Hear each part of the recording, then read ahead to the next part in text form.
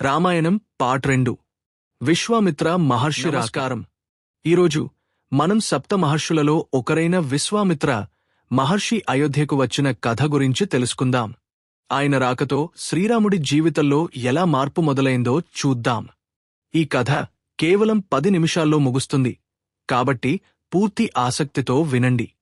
ఒకరోజు అయోధ్య నగరం అంతా కలకలంతో నిండి ఉంది.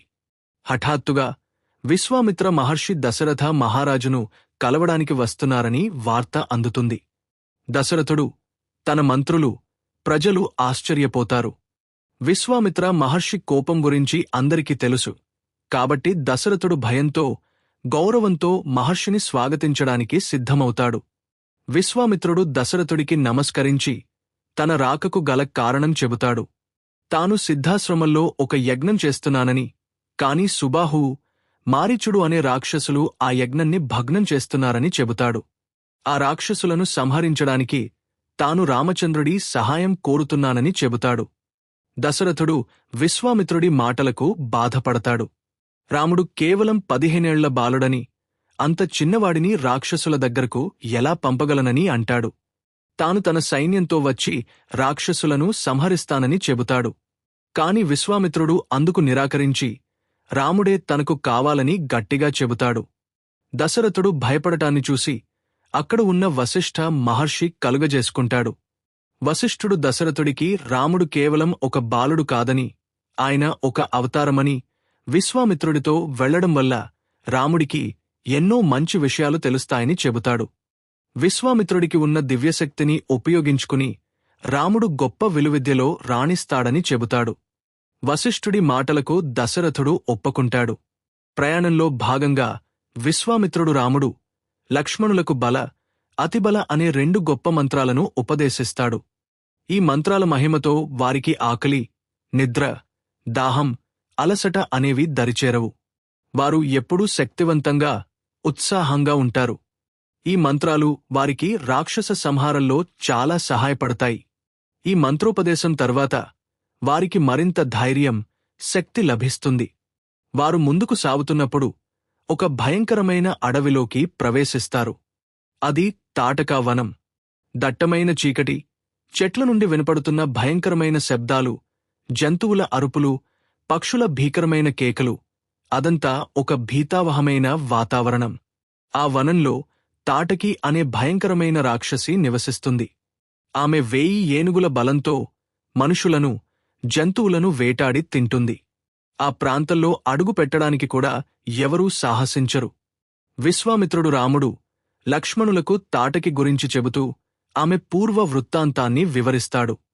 ఆమె నిజానికి ఒక సుందరమైన యక్షిణి అని, అగస్త్య మహర్షి శాపం వల్ల ఈ రాక్షసి రూపం పొందిందని చెబుతాడు. తాటకి గురించి విన్న తర్వాత రాముడికి ఒక సందేహం వస్తుంది. విశ్వామిత్రుడిని చూసి, మహర్షి, ఈ తాటకి ఒక స్త్రీ కదా, ఒక స్త్రీని సంహరించడం ధర్మమేనా? ఇది నాకు సంశయంగా ఉంది అని అడుగుతాడు. రాముడు ధర్మరక్షకుడు కాబట్టి స్త్రీ వధ అనేది ఆయనకు సందిగ్ధంగా అనిపిస్తుంది. అప్పుడు విశ్వామిత్రుడు రాముడి సందేహాన్ని నివృత్తి చేస్తాడు.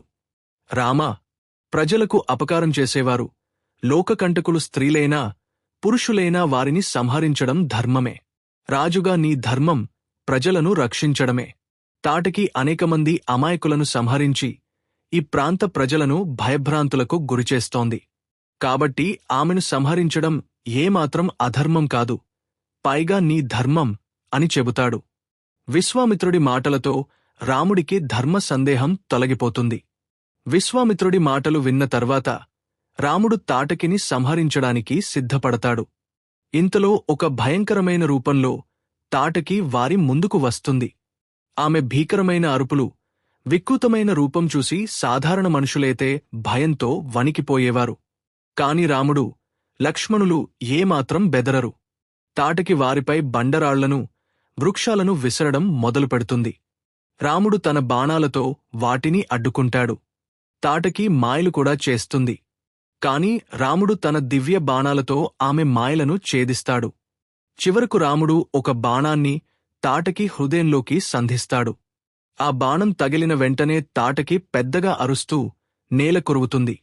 ఆమె ప్రాణం కోల్పోవడంతో తాటక వనం అంతా ప్రశాంతంగా మారుతుంది.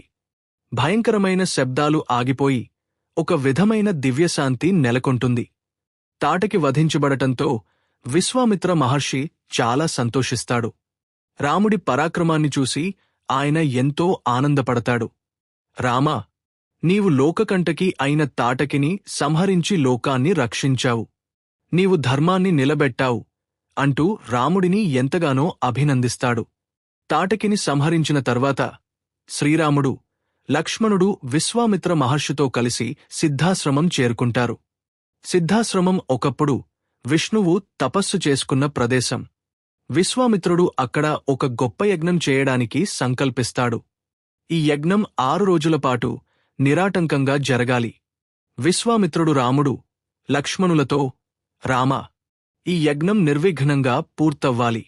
6 రోజులపాటు మీరు నిద్రపోకుండా ఈ యజ్ఞాన్ని రక్షించాలి. 3 రోజులు గడిచిపోతాయి. యజ్ఞం ప్రశాంతంగా సాగుతోంది. 5వ రోజు మధ్యాహ్నం ఆకాశం అంతా ఒక్కసారిగా నల్లగా మారిపోతుంది. భయంకరమైన శబ్దాలు, దుర్వాసనతో కూడిన గాలి వీస్తుంది.